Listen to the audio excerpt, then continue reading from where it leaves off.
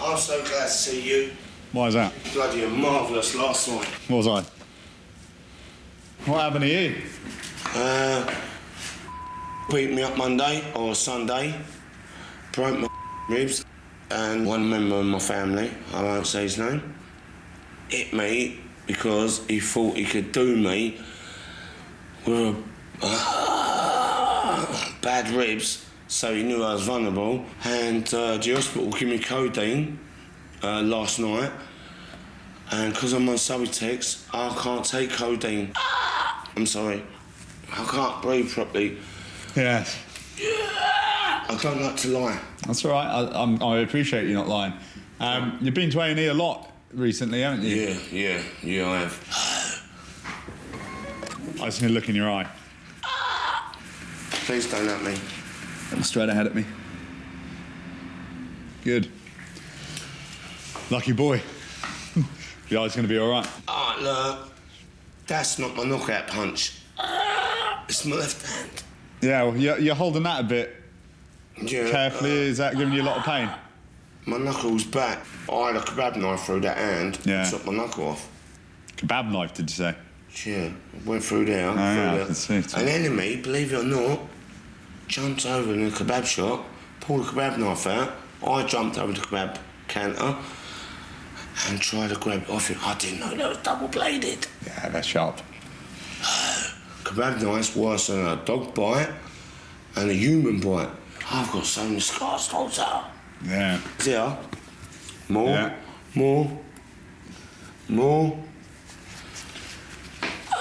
But I'm a nice guy.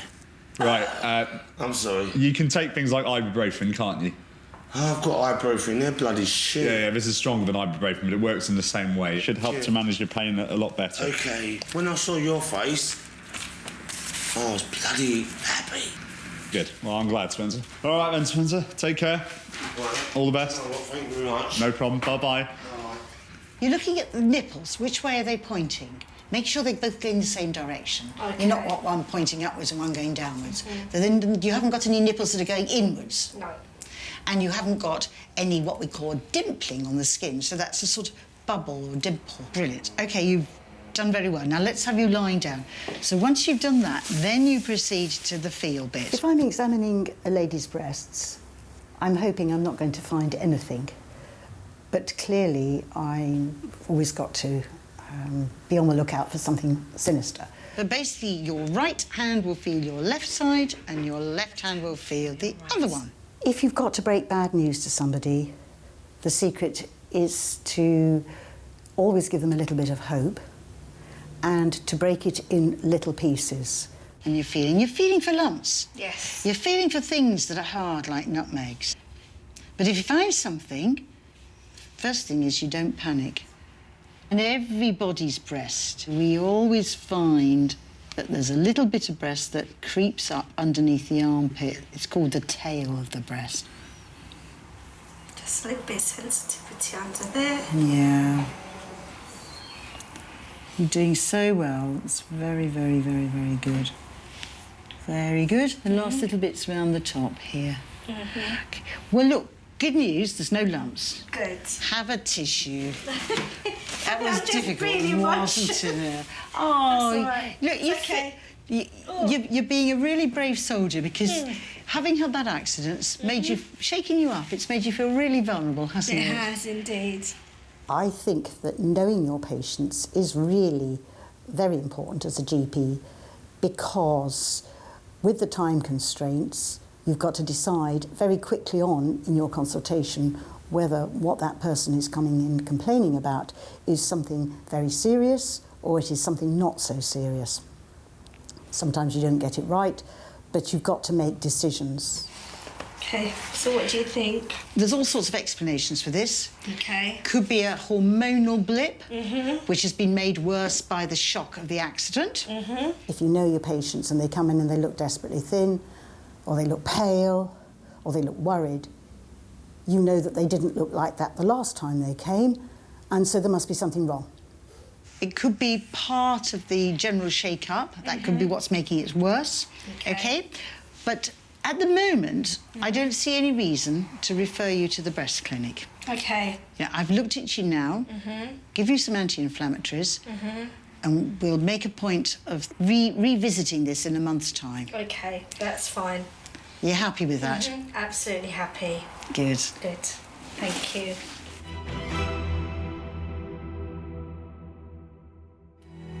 Blow. Keep going, keep going, keep going. Push, push, push, push, push, push, push. Go on, you can do it, you can do it, you can do it. All right. Kill me, you. Oh dear. That cleared your chest, didn't it? Right. When you do stand up and things, do you get short of breath with that? Well, do you know, if I was to tell you something, right, you wouldn't believe this. I'm no better off now for giving it up than I was when I was smoking. I've got more problems now. I've got high blood pressure. Oh, have you? Yeah, which I never had before. Well, it's My age, you see. cholesterol always goes through the roof. Every time I give it up, I end up with more ailments than they do if I'm smoking. But just think how better you'll feel in, like, Well, another the money's year's a lot time. better. Yeah, exactly. You got some more dosh in your pocket. Yeah.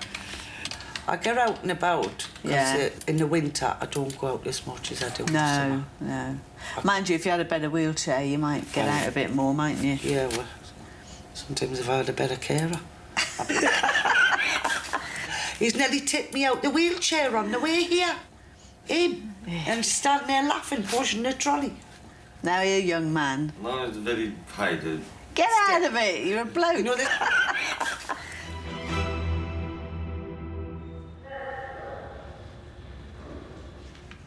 How does it affect you? Like, are you aware of it? Are you conscious about it, or does it not bother you? Doesn't bother me. Doesn't bother you. Okay, good. I don't know. Did my colleague tell you it's called pityriasis alba? Yes. Yeah. But this type of pityriasis alba, unfortunately, there's nothing that we really know kind of makes it better or worse. Maybe antibiotic, maybe. It's not anything to do with a bacteria or an infection or anything like that. It's getting better, and hopefully at some point it will be gone. Yeah. What I will do, I'll give you a tiny little bit of hydrocortisone, 1%. Okay. And you can put it just on these patches around there. Not around the eye, because the eye is very thin, but just for 3 days. Just once a day, just for 3 days, and then don't use it again. And just see if that makes any difference. Some people say it does. Any other questions? Is there anything that's worrying you at all? Anything question, just put it, soak. No. Are you interested in anything to do with those leaflets? Your mum will be even more worried. I need them. Do you? I want to read it. Are you just reading out those for interest, or is there something you want to talk to me about? No. You sure? All right, okay. Well, the door's always open if you ever want to come back and talk to me about anything from my broad selection of But information it's still young leaflets. for know about that. Yeah, I think so. I think so. You'd be surprised how frequently patients will come in and they won't actually tell their doctor why they're there, and it's really important that we know about that, and we do have a term for it. It's called, you know, the hidden agenda. Essentially, your main tool for everything is listening, and there will always be cues. So you basically just tick that box and hand it in. They'll put tell us off and just hand it in. Okay, when you need another one.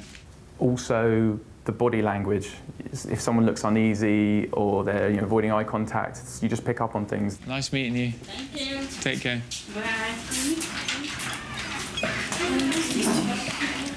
Do you want to talk to me about it? No, I just need it. Can you just give me 1 second? I'm going to ask your mum. Do you mind if I have a chat with you alone for 1 second? Without your mum, would that be all right? Do you mind if I just have a quick chat with Simisola alone, just for 5 minutes? Okay. Yeah. It's really important that young people and children feel able to speak openly to their GP, and sometimes that'll be about things that they certainly wouldn't want to speak openly about with their parents, for example. And I think it is important sometimes, even if someone is, say, under the age of 16, to have a moment of privacy. The ones you were looking at were these two. What was it that made you think that you might need some of these? I don't need them. I just need to get something. I can't reach it. What do you mean get something? I dropped something Whereabouts? in the heater. And you want one of these? I need to get it. I've dropped my 50 pin. I need to get it. Okay, so you don't need anything. You don't know what these are all about, and you don't think you need what these are. Just grab them. All right. Okay. But obviously, yes, sometimes our intuition isn't spot on.